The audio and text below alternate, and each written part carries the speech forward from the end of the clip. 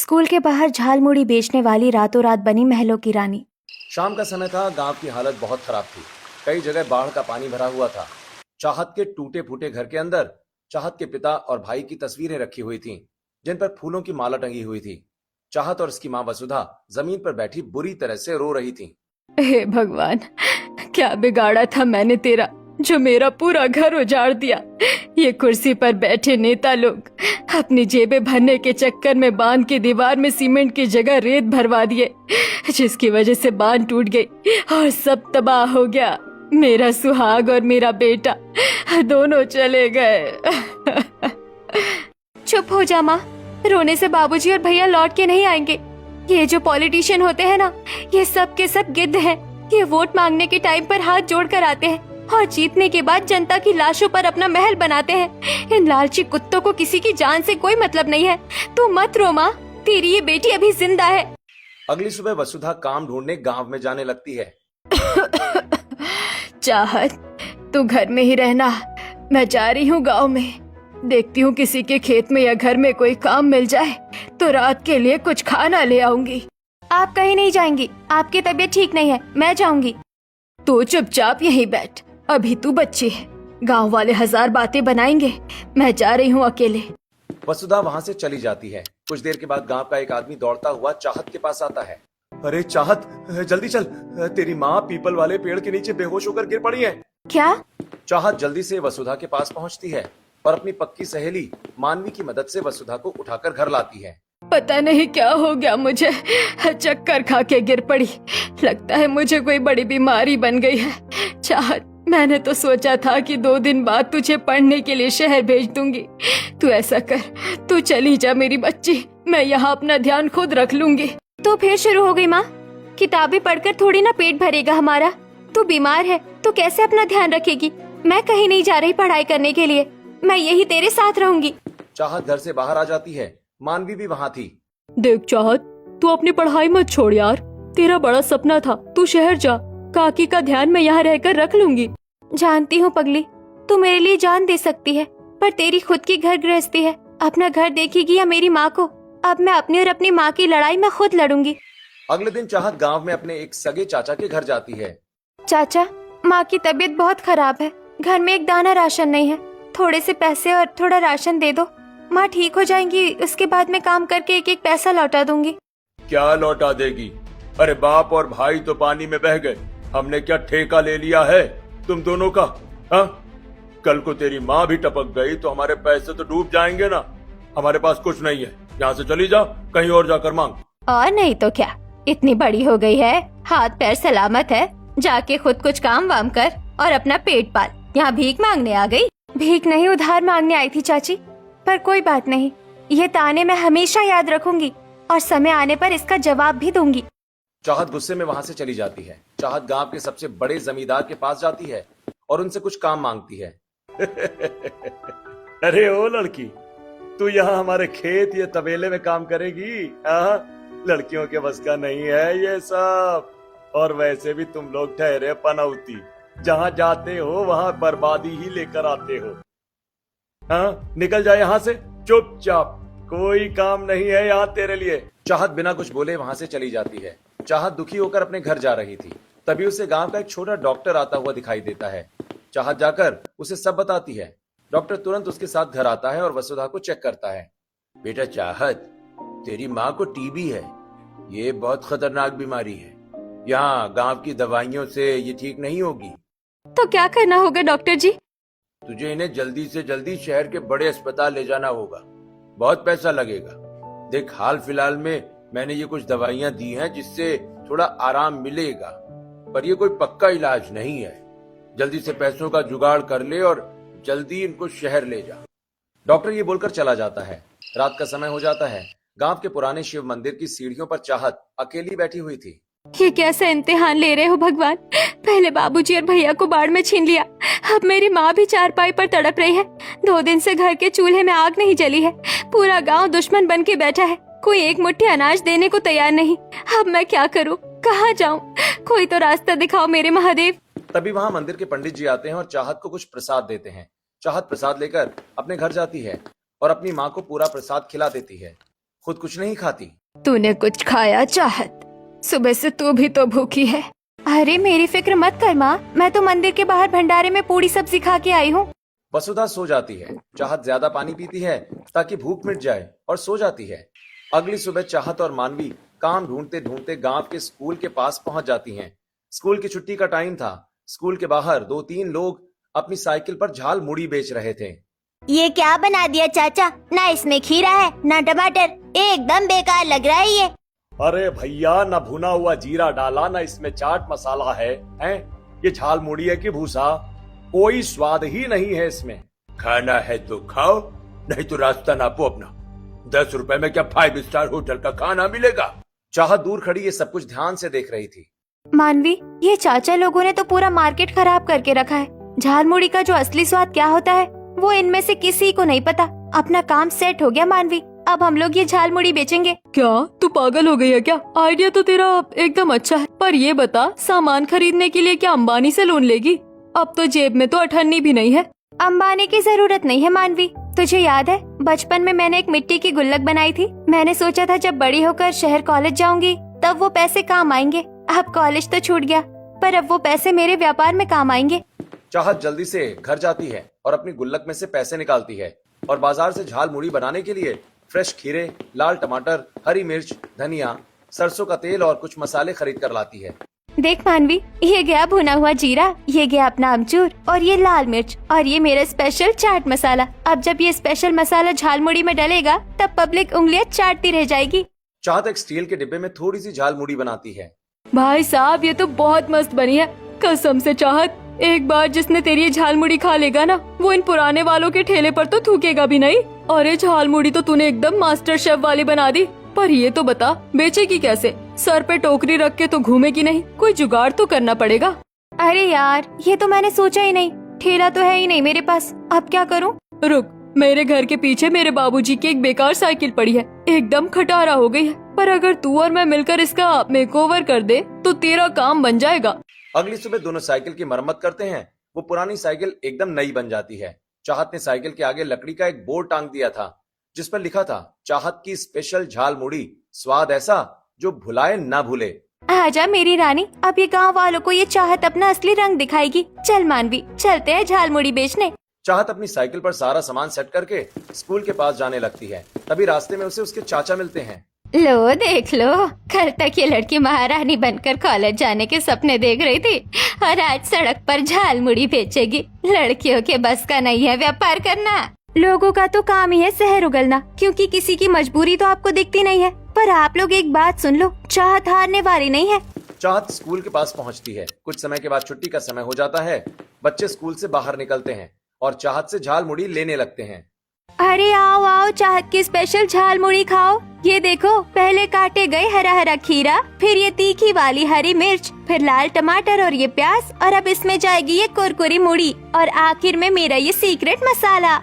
चाहत झाल मुड़ी तैयार करके सभी को देती है। अरे वाह दीदी, ये तो बहुत टेस्टी है। बोला था ना रे बाबू, ये चाहत के हाथ का जादू है। कल अपने दोस्तों को भी लेकर आना, ठीक है? शाम हो चुकी थी। चाहत की सारी झाल मुड़ी बिक गई थी। वो खुश होकर पैसे गिन रही थी कि तभी पास खड़े 2 पुराने झाल मुड़ी वाले गुस्से से उसके पास आते हैं। एक दिन थोड़ी सी झाल मुड़ी क्या बेच ली? खुद को अंबानी की पोती समझ रही है तू? ये लड़कियों के बस का व्यापार नहीं है, समझी? कल से ये साइकिल यहाँ मत लगाना। अरे कल की आई छोकरी अब हमें धंधा सिखाएगी। चल भाग यहाँ से। ओ चाचा, ये जो आंखें फाड़ फाड़ के डरा रहे हो ना, ये किसी और को डराना। बाढ़ ने मेरा घर उजाड़ दिया, तब तो तुम में से कोई आगे नहीं आया एक रोटी देने, और आज जब मैं मेहनत के खा रही हूँ तो तुम्हें परेशानी हो रही है। ये कान खोल के सुन लो, ये सड़क किसी के बाप की नहीं है। कल भी मेरी ये साइकिल यही लगेगी और परसों भी, और देखती हूँ कौन माई का लाल मुझे यहाँ से हटाता है। ये चाहत चुपचाप ताने सुनने वाली नहीं है। चाहत अपनी साइकिल लेकर वहाँ से चली जाती है। 2-3 दिन बीत जाते हैं। चाहत की झाल मुड़ी बहुत अच्छी बिक रही थी। मानवी भी अब उसकी मदद करवाने आ गई थी। अरे भैया, ये लड़की की झाल मुड़ी मत खाना। बासी सब्जी और सड़ा हुआ तेल मिलाती है। ये सबको उल्लू बना रही है, बीमार पड़ जाओगे। हाँ। अरे चाचा, तुम्हारी मूड़ी में स्वाद नहीं है तो अब मेरी मूड़ी में कीड़े निकाल रहे हो। अरे जब नीयत में खोट हो ना तो खाना वैसे भी बेस्वाद हो जाता है। ये पब्लिक सब जानती है कि कौन बासी खिलाता है और कौन ताजा। सही कह रही है चाहत, तुम्हारी मूढ़ी में तो भूसे जैसा स्वाद आता है। रात का समय हो जाता है। चाहत वसुधा के पास बैठी थी। ले माँ, गरम गरम खाना खा ले। तुझे पता है बाबूजी और भैया वाला काम मैंने भी शुरू कर दिया। मेरी झाल मुड़ी बहुत अच्छी बिक रही है। ये जो लालची लोग मेरा रास्ता रोक रहे हैं ना, देखना एक दिन मैं इन सबको अपनी मेहनत से जवाब दूंगी। चाहत, तेरी तो अभी पढ़ने लिखने की उम्र थी और मेरी वजह से तुझे क्या क्या नहीं झेलना पड़ रहा। मुझे माफ कर दे मेरी बच्ची। चुप कर माँ, तूने मुझे जन्म दिया है। ये जान भी मांग लेगी तो मैं दूंगी। तू जल्दी से दवाई खा और ठीक हो जा। अगले दिन चाहत स्कूल के बाहर खड़े होकर झाल मुड़ी बेच ही रही थी। तभी दूसरा झाल मुड़ी बेचने वाला दिनेश जमीन पर गिर जाता है। कोई उसकी मदद नहीं करता। तभी चाहत, अरे चाचा क्या हुआ? आंखें खोलिए, कोई पानी लाओ जल्दी। मानवी, तू जल्दी से डॉक्टर को बुला के ला।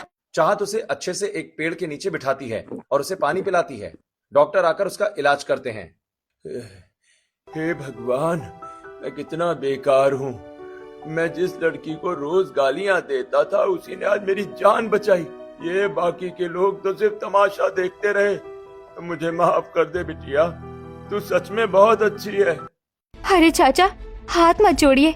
ये धंधा तो अपनी जगह है, पर इंसानियत भी तो कोई चीज है। फालतू में लड़ने से क्या फायदा। अगले दिन चाहत बहुत टेंशन में खड़ी थी। डॉक्टर वसुधा का चेकअप कर रहे थे। चाहत, मैंने कहा था ना कि बीमारी बढ़ रही है। तुमने पैसों का जुगाड़ किया है क्या? इन्हें जल्द से जल्द शहर ले जाना होगा। डॉक्टर, मैंने झाल मुड़ी बेचकर कुछ पैसे जोड़े थे और जो माँ के थोड़े बहुत पुराने गहने बचे थे ना, वो मैं गांव के उस सूरज सुनार के पास गिरवी रखने गई थी। पर वो सुनार मेरे गहने लेकर रातों रात गांव से भाग गया। मुझे कुछ समझ नहीं आ रहा डॉक्टर कि मैं क्या करूं। ये तो बहुत बुरा हुआ, पर चाहत जल्दी कुछ कर ले वरना तेरी माँ बच नहीं पाएंगी। अगले दिन चाहत स्कूल के बाहर झाल मुड़ी बेच रही थी। तभी वो देखती है कि एक झाल मुड़ी वाले ने झाल मुड़ी बहुत सस्ती कर दी है। अरे आइए आइए और 5 रुपए में झाल मुड़ी खाइए, आइए। 5 रुपए में झाल मुड़ी सुनकर सभी विनोद की झाल मुड़ी खरीदने लगते हैं। देख रही है मानवी, ये रेट गिरा के मेरा पेट काटना चाहते हैं। अब मैं क्या करूं? अगर मैंने रेट कम किया तो माँ के इलाज के पैसे कैसे जोड़ूंगी? अरे यार, इन लोगों ने तो दिमाग का दही कर दिया है। कुछ तो सोचना पड़ेगा। आइडिया। मानवी, कल से ये चाहत कुछ ऐसा करेगी कि सारे ग्राहक मेरे पास ही आएंगे। अगले दिन चाहत ने कुछ अलग किया। वो झाल मुड़ी को जिन पैकेटों में दे रही थी उनके ऊपर उसने छोटी सी पर्ची चिपका दी। दीदी, इस पैकेट पर तो एक अच्छी पहेली लिखी है। अरे ये दिमाग की कसरत है राजू। खाली पेट भरने से क्या होगा? भेजा भी तो चलना चाहिए ना। जो कल इसका सही जवाब देगा उसको मेरी तरफ से एक पैकेट झाल मुड़ी फ्री। अगर ऐसी बात है तो मुझे मैथ के सवाल वाला भी दो, मैं सब कुछ सॉल्व करूँगा। चाहत का ये तरीका काम आता है और इससे लोग ज्यादा झाल मुड़ी खरीदने लगते हैं और उसकी साइकिल पर भीड़ लग जाती है। रात को जब चाहत अपने घर लौटती है तो देखती है कि वसुधा की तबीयत बहुत खराब हो गई है। माँ, ओ माँ, ये क्या हो गया? तो हिम्मत मत हारना माँ, बस कुछ दिन और। मैं ये झाल मुड़ी बेच बेच कर तुझे शहर के सबसे बड़े अस्पताल ले जाऊंगी और तेरा वहाँ अच्छे से इलाज करवाऊंगी तो बिल्कुल ठीक हो जाएगी माँ। अगले दिन दोपहर को गांव की कच्ची सड़क पर भयंकर जाम लगा हुआ था। आगे पॉलिटिशियन वीरेंद्र सिंह सड़क के बीच में खड़े होकर अपना प्रचार कर रहे थे। भाइयों और बहनों, ये गांव मेरा परिवार है। अगर मैं जीता तो मैं इस गांव में सब कुछ करवा दूंगा। अस्पताल ऐसा बनेगा कि अमेरिका वाले भी इलाज कराने यहीं आएंगे। वीरेंद्र की वजह से सड़क पर बहुत जाम लग रहा था। मम्मी, मेरा पहला एग्जाम है। टीचर मुझे फेल कर देंगी अगर मैं लेट हो गया तो। चाहत भी अपनी साइकिल लेकर इसी जाम में खड़ी हुई थी। ये लालची नेता झूठे होते हैं, झूठ झूठ बोलते हैं, कुछ नहीं करवाते, बस वोट मांगने के लिए बड़ी बड़ी बातें करते हैं। लालची लोग, अभी बताती हूँ। चाहत जल्दी से वीरेंद्र के पास जाती है। गार्ड उसे रोकते हैं लेकिन वो रुकती नहीं है। ये सड़क तुम्हारे नेताजी के बाप की जागीर है क्या? वहाँ मीडिया वाले भी थे। सभी मीडिया वाले चाहत पर कैमरा फोकस कर देते हैं। अरे ओ नेताजी, ये जो बड़ी बड़ी फेंक रहे हो ना, ये सब समेट लो और पीछे देखो जाकर, एक बीमार औरत तड़प रही है और छोटे बच्चे एग्जाम के लिए रो रहे हैं। अस्पताल तो तुम खाक बनाओगे, जो जिंदा है उन्हें तो अस्पताल पहुंचने दो। अरे बिटिया, तू तो गुस्सा हो गई। हम तो विकास की बात कर रहे हैं। ये विकास का ढोल ना कहीं और जाकर पीटना। मैं सब जानती हूँ कि नेता लोग कितने लालची होते हैं। अब अगर 5 मिनट में ये जाम नहीं खुलाना तो फिर देखना क्या होता है। वीरेंद्र जल्दी से वहाँ से अपने लोगों के साथ चला जाता है। चाहत खुद सारा जाम क्लियर करवाती है। वारी छोरी, तूने तो आज इन नेताओं की अकल ही टिकाने लगा दी। सब लोग चाहत के लिए तालियां बजाते हैं। कुछ समय और बीत जाता है और चाहत की स्पेशल झाल मुड़ी अब चारों तरफ फेमस हो चुकी थी। लोग दूर दूर से चाहत की झाल मुड़ी खाने आते हैं। बिटिया, तू सच में बड़ी मेहनती और बड़ी बहादुर है। तेरे जैसी बेटी तो किस्मत वालों को मिलती है। शुक्रिया चाचा। दोपहर का समय था। चाहत स्कूल के बाहर अपनी साइकिल लेकर झाल मुड़ी बेच रही थी। तभी वहां नकुल आता है। नकुल ने एकदम सिंपल कपड़े पहने हुए थे और उसके हाथ में एक बैग भी था। वाह, ये झालमुड़ी तो सच में कमाल है। नकुल अपने बैग में से एक डायरी निकालता है और आसपास की कच्ची सड़कों, टूटी नालियों और स्कूल की हालत को ध्यान से देखने लगता है। अरे ओ बाबूजी, ये कौन सा सीआईडी वाला काम कर रहे हो? पहले कभी गांव में देखा नहीं तुम्हें। कहीं बाहर से टपके हो क्या? मैं एक सरकारी एजेंट हूँ। मैं यहाँ पर ग्राम विकास योजना के तहत गांव की समस्याएं देखने और उसे नोट करने आया हूँ। सरकारी एजेंट? अरे वाह बाबूजी, ये दूर खड़े होकर डायरी में 2 लाइन लिखने से समस्या नहीं दिखती। सरकार तो बस डायरी भरती है और उसे दीमक खाने के लिए कोने में फेंक देती है। अगर सच में समस्या देखनी है ना, तो लोगों के पास जाकर उनसे पूछना होता है। देखो, इस बार सरकार सच में कुछ करना चाहती है, पर मुझे ये समझ नहीं आ रहा कि मैं शुरुआत कहाँ से करूँ। मैं नया हूँ ना। अरे बाबूजी, ये सूट फूट पहन के जाओगे तो लोग तुम्हें लोन वसूली वाला समझकर दरवाजा मुंह पर मार देंगे। तुम ऐसा करो, रात तक इंतजार करो। जब मैं झालमुड़ी बेचकर फ्री हो जाऊंगी ना, तब मैं तुम्हें खुद लेकर जाऊंगी लोगों के पास और खुद समस्याएं बताऊंगी। रात का समय हो जाता है। चाहत नकुल को गांव में ले जाती है। देखो इसे, ये वही बांध है जिसे तुम्हारे नेताओं ने कागज पर पक्का कर दिया था, पर असलियत में ये मिट्टी से भी कच्चा था। गांव में ना ढंग का अस्पताल है, ना औरतों के लिए कोई काम। अंधेरा होते ही गांव शमशान बन जाता है। लाइट की सही व्यवस्था नहीं है यहाँ। इतनी समस्या है कि मैं तुम्हें बता बता कर थक जाऊंगी, लेकिन समस्या खत्म नहीं होगी। चाहत नकुल को गांव में और घुमाती है। नकुल बहुत थक जाता है। अरे चाहत, आसपास कोई होटल या गेस्ट हाउस है क्या? मुझे आज रात यहीं रुकना पड़ेगा। बहुत थक गया हूँ मैं। अरे ओ शहर के बाबू, यह अंबानी का गांव है क्या जो यहाँ तुम्हें 5 स्टार होटल मिलेगा? यहाँ कोई होटल वोटल नहीं है। तो फिर मैं कहाँ रुकूं? ऐसा करो, मेरे घर चलो। छोटा है लेकिन एडजस्ट कर लेना। चाहत नकुल को अपने घर ले आती है। कुछ समय के बाद दोनों घर के बाहर बैठकर बातें करते हैं। ये बाढ़ ने सब कुछ छीन लिया। मेरे बाबूजी और भैया पानी में ऐसे बहे कि आज तक उनकी लाश भी नहीं मिली। बहुत धक्के खाए हैं इस चाहत ने। रिश्तेदारों के ताने, जमींदारों की गालियाँ, बहुत कुछ सुना है, पर सबसे लड़ना सीख लिया है मैंने। अब बस एक ही सपना है, अपनी बीमार माँ का शहर में अच्छे से इलाज करवाऊं, फिर चाहे मेरी जान ही क्यों ना निकल जाए। तुम बहुत बहादुर हो चाहत। तुम्हारे जैसी लड़की मैंने आज तक नहीं देखी। अगले दिन सुबह चाहत अपनी झाल मुड़ी की साइकिल लगाए खड़ी थी। तभी 3-4 गुंडे वहां आते हैं और सभी दुकानदारों से हफ्ता वसूलने लगते हैं। गुंडे चाहत के पास आते हैं। नकुल दूर से ये सब देख रहा होता है। ए झालमुड़ी वाली, चल पैसे निकाल हफ्ते के। कैसा हफ्ता और क्यों दूं मैं हफ्ता? मैं मेहनत से पैसे कमाती हूँ, चोरी करके नहीं लाई ये पैसे। मैं ऐसे नहीं दूंगी किसी को भी ये पैसे। लगता है तू ऐसे नहीं मानेगी। अभी बताता हूँ तुझे। गुंडा चाहत को पकड़ने के लिए आगे बढ़ता है। तभी चाहत फुर्ती से अपना स्पेशल मसाला और लाल मिर्च गुंडों पर डाल देती है। ये ले हफ्ता। लालची कुत्तों, तुम जैसे दीमकों की वजह से ही गांव अंदर से खोखला हो गया है। निकलो यहाँ से। गुंडे मार खाकर वहां से भाग जाते हैं। तभी चाहत की नजर दूर खड़े एक आदमी पर पड़ती है जो कि गांव का सुनार सूरज था। अब तू नहीं बचेगा। चाहत जल्दी से जाकर सूरज को पकड़ लेती है। अरे चाहत बिटिया, माफ कर दे, मुझे मत मारना। ला मेरे गहने। मेरी माँ 4 पाई पर तड़प रही है और तू मेरे गहने लेकर भाग गया था। अभी के अभी निकाल, वरना यही तेरी झाल मुड़ी बना दूंगी। सूरज जल्दी से सारे गहने चाहत को दे देता है और वहां से भाग जाता है। अब मेरी माँ का इलाज होगा। कुछ दिनों के बाद गांव में भयंकर बारिश हो रही थी। वसुधा की तबीयत बहुत खराब थी। डॉक्टर उसका इलाज कर रहे थे। चाहत, मैंने एक दवाई लिखी है। ये सिर्फ शहर में मिलेगी। अगर ये दवाई जल्दी नहीं आई तो तुम्हारी माँ को कुछ भी हो सकता है। चाहत खुद बहुत बीमार थी। वो ठीक से चल भी नहीं पा रही थी। मैं अभी जाती हूँ डॉक्टर। मेरी माँ को कुछ नहीं होना चाहिए बस। तुम पागल हो गई हो क्या चाहत? तुम्हें बुखार है? तुम कहीं नहीं जाओगी। हाँ, मैं लाऊंगा ये दवाई, तुम यहीं पर रहो। नकुल जल्दी से उस दवाई को लेने शहर जाता है और कुछ समय के बाद दवाई लेकर लौटता है। मुझे लगता था कि ये सारी दुनिया बस मतलबी है, पर तुम सच में बहुत अच्छे हो नकुल। तुम औरों जैसे नहीं हो। तुमने मेरी माँ की जान बचाई है और ये एहसान मैं कभी नहीं भूलूंगी। अगले दिन चाहत और नकुल खेतों में टहल रहे थे। चाहत, मैं बहुत दिनों से तुम्हारे साथ हूँ और मैंने तुम्हारा गुस्सा, तुम्हारा दर्द और तुम्हारा ये झालमुड़ी वाला एटीट्यूड सब देखा है। मैं तुम्हारे ये सारे दर्द बांटना चाहता हूँ। मैं तुमसे शादी करना चाहता हूँ चाहत। ये क्या कह रहे हो तुम? मैं एक झालमुड़ी बेचने वाली गरीब लड़की हूँ, और वैसे भी मैं अपनी माँ को इस हालत में छोड़कर कहीं नहीं जा सकती। अरे पगली, किसने कहा माँ को छोड़ने के लिए? हाँ, मैं प्रॉमिस करता हूँ चाहत, तुम्हारी माँ का पूरा इलाज शहर के सबसे बड़े अस्पताल में करवाऊंगा मैं। वो हमारी जिम्मेदारी है। मैं हमेशा तुम दोनों का ध्यान रखूंगा। चाहत ये सुनकर शादी के लिए हाँ कर देती है और अगले ही दिन दोनों की मंदिर में शादी हो जाती है। ये ले माँ, ये मेरी पसीने की कमाई और वो गहने हैं। अपना अच्छे से इलाज करवाना। मैं जल्दी आऊंगी तुझे शहर ले जाने। अपना ध्यान रखना अच्छे से माँ। माँ जी, आप बिल्कुल फिक्र मत करना। मैं कल ही डॉक्टर से बात करके आपका इलाज स्टार्ट करवाता हूँ। चाहत मानवी के पास आती है। देख मानवी, मेरी माँ का ध्यान रखना। और सुन, ये मेरी झालमुड़ी की साइकिल अब तेरे हवाले है।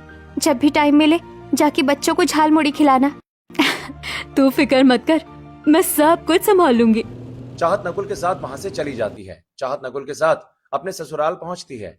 नकुल का घर बहुत बड़ा और आलीशान था। चारों तरफ महंगी गाड़ियां खड़ी थीं और गेट पर बहुत सारे गार्ड्स थे। घर सच में बहुत आलीशान था। अरे बाप रे, ये क्या देख रही हूँ मैं नकुल? ये तुम्हारा घर है कि कोई सरकारी म्यूजियम? मैंने तो सोचा था कि सरकारी एजेंट हो तो कोई छोटा मोटा क्वार्टर होगा, लेकिन ये तो राजा महाराजा वाला महल है। चलो चाहत, अब ये तुम्हारा ही घर है। डरो मत, सब बहुत अच्छे हैं। नकुल की माँ नीता, जेठानी सिमरन और ननद आरती पूजा की थाली लेकर खड़ी हुई थी। सभी चाहत का अच्छे से गृह प्रवेश करवाती हैं। नकुल, ये फर्श इतना चमक रहा है कि हमें इस पर पैर रखने में भी डर लग रहा है। कहीं हमारे पैर की धूल से ये गंदा ना हो जाए। गृह प्रवेश के बाद चाहत को डाइनिंग टेबल पर ले जाया जाता है। चाहत डाइनिंग टेबल पर बैठती है। डाइनिंग टेबल बहुत बड़ी थी और उस पर बहुत सारा खाना रखा हुआ था, जो कि बहुत अच्छा था। माँ कसम, इतना खाना तो हमारे पूरे गांव की शादी में भी नहीं बनता। ये सब बस मेरे लिए बनाया है। हाँ चाहत बेटा, ये सब तुम्हारे लिए है। नकुल ने हमें सब बता दिया था कि तुमने अपनी माँ और गांव के लिए कितना स्ट्रगल किया है। हमें तुम पर गर्व है। बिल्कुल, आज के जमाने में ऐसी हिम्मत वाली लड़कियाँ कहाँ मिलती है। हमारे घर की रौनक बढ़ गई तुम्हारे आने से। आप लोग बहुत अच्छे हैं। मैंने तो सोचा था कि अमीर लोग बहुत खड़ूस होते हैं, लेकिन आप लोग तो एकदम हम साथ साथ है वाले परिवार जैसे निकले। रात का समय हो जाता है। नकुल चाहत को उसके बेडरूम में ले जाता है। रूम बहुत बड़ा और आलीशान था। बड़ा बेड, महंगा एसी और महंगे झूमर रूम में लगे हुए थे। नकुल, ये गद्दा है कि रुई का पहाड़? अगर मैं इस पर सोऊंगी तो मैं तो इसके अंदर ही चली जाऊंगी। नकुल, ये कमरा तो बहुत ज्यादा आलीशान है। अब आराम करो चाहत, बहुत भाग दौड़ कर ली तुमने झालमुड़ी बेचते हुए। अब चैन से सो जाओ। चाहत उस बेड पर सो जाती है और उसे पहली बार चैन की नींद आती है। अगली सुबह चाहत जल्दी से उठती है और काम करने के लिए किचन में जाती है। तभी नीता उसे देख लेती है। अरे अरे, ये क्या कर रही हो बहू? यहाँ झाड़ू लगाने के लिए और खाना बनाने के लिए बहुत सारे सर्वेंट हैं। तुम्हें कुछ करने की जरूरत नहीं है। अरे मम्मी जी, मुझे खाली बैठने की आदत नहीं है। गांव में तो मैं सुबह 4 बजे उठकर सारे काम करती थी घर के, और फिर झालमुड़ी बेचने की तैयारी भी करती थी। इसीलिए मुझे काम करने की आदत है। मुझसे खाली नहीं बैठा जाता। चाहत, अब तुम इस घर की छोटी बहू हो। बस आराम करो और अपनी लाइफ एंजॉय करो। तुमने जितना स्ट्रगल किया है उतना आप मजे भी करो। कुछ समय बीत जाता है। शाम का समय था। चाहत हॉल में थी, तभी नीता उसके पास आती है। चाहत, अब से इस घर की सारी जिम्मेदारी तुम्हारी है। सिमरन और मैं अब रिटायर होना चाहते हैं। तुम बहुत समझदार और मेहनती हो। हमें पता है कि तुम इस महल जैसे घर को अच्छे से संभाल लोगी। नीता चाहत को घर की सारी चाबियां दे देती है। मम्मी जी, मैं वादा करती हूँ कि मैं इस घर को अच्छे से संभाल लूंगी। चाहत हॉल में सोफे पर बैठी हुई थी। तभी 2 बॉडीगार्ड्स के साथ वीरेंद्र वहां आता है। अरे, ये तो वही लालची नेता है। ये यहाँ क्या कर रहा है? तभी नकुल, नीता और सिमरन वहां आ जाते हैं। चाहत, ये क्या कर रही हो? शांत हो जाओ। क्यों शांत हो जाऊं नकुल? तुम जानते नहीं हो कि ये आदमी कितना बेकार है। चाहत, ये तुम्हारे ससुर जी हैं, वीरेंद्र सिंह। मतलब तुम सरकारी एजेंट नहीं बल्कि इस लालची नेता के बेटे हो? तुमने मुझसे झूठ बोला नकुल। चाहत, मेरी बात तो सुनो।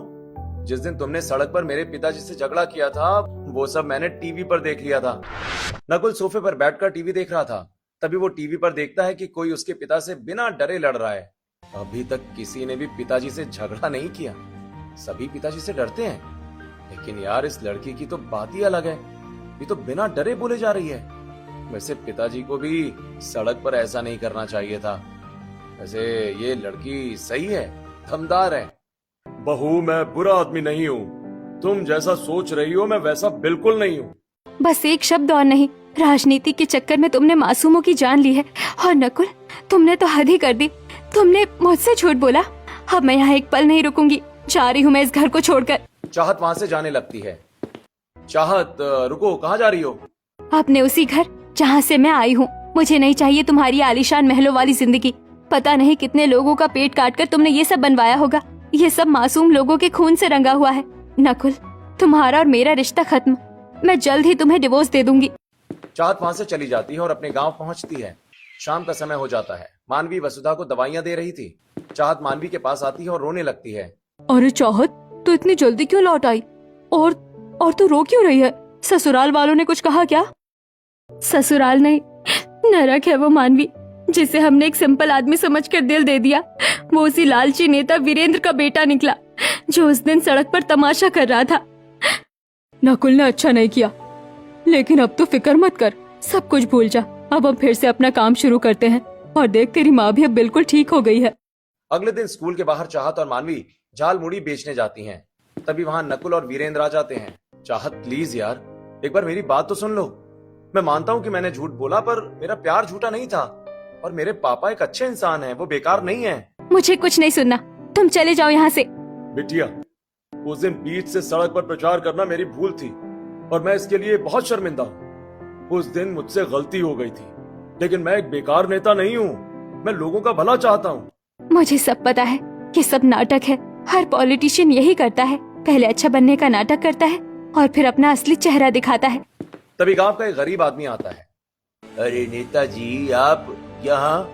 आप तो साक्षात भगवान हैं। अगर आप गुपचुप तरीके से मेरी और गांव की 20 गरीब लड़कियों की शादी का पूरा खर्च नहीं उठाते ना, तो हम जैसे गरीब बाप तो फांसी लगा लेते।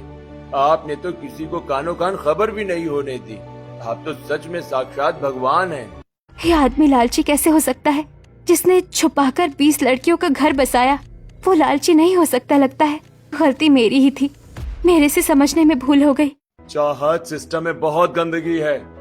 नीचे के अफसर पैसा खा जाते हैं और बदनामी हम जैसे नेताओं की होती है। पर मैं वादा करता हूँ, इस गांव का विकास करवाऊंगा मैं। ठीक है नेताजी, अगर ऐसी बात है तो आपको जीतने में मैं मदद करूंगी। अगले दिन नकुल और वीरेंद्र के साथ चाहत और मानवी गांव में उनका प्रचार शुरू करती हैं और साथ में लोगों को अपनी झाल मुड़ी भी खूब खिलाती हैं। काकी, ये नेता झूठा नहीं है। इन्होंने हमसे वादा किया है कि पक्का अस्पताल बनेगा, 24 घंटे बिजली आएगी और पानी की भी अच्छी व्यवस्था होगी। चाहत इतनी गारंटी ले रही है, आप सभी इनको वोट दे दीजिए। कुछ हफ्तों के बाद इलेक्शन होते हैं और फिर कुछ दिनों के बाद इलेक्शन का रिजल्ट आ जाता है। वीरेंद्र बहुत अच्छे वोटों से जीता था। बहू, ये जीत मेरी नहीं तुम्हारी है। तुमने अगर मेरा प्रचार नहीं किया होता तो मैं कभी नहीं जीत पाता। लोगों ने मुझ पर नहीं बल्कि तुम पर विश्वास किया है और मुझे वोट दिया। पापा एकदम सही कह रहे हैं। मुझे तो अपनी बीवी पर इतना गर्व हो रहा है कि क्या बताऊं। ज्यादा मक्खन मत लगाओ नकुल, मैं अभी भी तुमसे बहुत गुस्सा हूँ। और हाँ, अभी नेताजी को अपना वादा पूरा करना है। कुछ महीनों के बाद वीरेंद्र ने सच में गांव की शक्ल बदल दी। टूटा हुआ बांध अब एकदम मजबूत कंक्रीट का बन चुका है। घर घर में पानी आ रहा था, पक्की सड़कें बन गई थी। चाहत नकुल के साथ सड़क पर खड़ी थी। तो बहू, खुश हो ना अब? अस्पताल और सड़क तो ठीक है नेताजी, पर औरतों का क्या? बेचारी ये औरतें क्या काम करे? अगर गांव को सच में आगे बढ़ाना है तो औरतों के हाथ में पैसा होना चाहिए। हमें इनके लिए काम चाहिए, ताकि जो औरत काम करना चाहे वो काम करे और जो पढ़ना चाहे वो पढ़े। तो बताओ, क्या प्लान है तुम्हारा? 1 साल के बाद गांव में एक बहुत बड़ी फैक्ट्री बन चुकी थी, जिस पर एक बड़ा सा बोर्ड लगा हुआ था और बोर्ड पर लिखा था चाहत की स्पेशल झाल मुड़ी। फैक्ट्री में गरीब औरतें काम कर रही थीं। आज फैक्ट्री का उद्घाटन था। फैक्ट्री सजी धजी थी। जोरदार तालियों के साथ स्वागत कीजिए इस झाल मुड़ी फैक्ट्री की मालकिन और हमारी शेरनी चाहत का। सब लोग तालियां बजाते हैं। चाहत वसुधा के साथ वहां आती है। नकुल और वीरेंद्र भी उसके पीछे पीछे आते हैं। कुछ समय पहले सब कहते थे कि लड़कियां कुछ नहीं कर सकती, और आज वही लड़कियां इस फैक्ट्री को चलाएंगी और आगे बढ़ेंगी। और नेताजी, सॉरी ससुर जी, मैंने आपको गलत समझा था, लेकिन आप एक अच्छे नेता हैं। आपकी वजह से ही गांव में ये सब हुआ है।